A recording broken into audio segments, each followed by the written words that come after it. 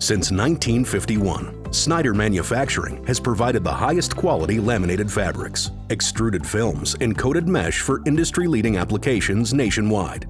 To produce your laminated fabrics and PVC film sheets, we start with PVC compound that mixes different pigments to create the required color.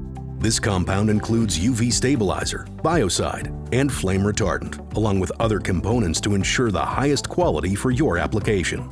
The PVC compound is fed through a single screw conveyor where it is melted on its way to the extruder.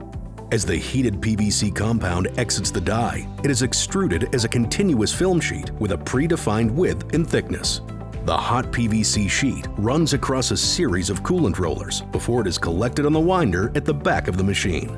This film roll may continue to the next step in the process, or it can be packaged as a final PVC film product. PVC film products are offered in standard sizes, weights, and colors, but can also be customized to your specific needs if you meet a minimum order quantity.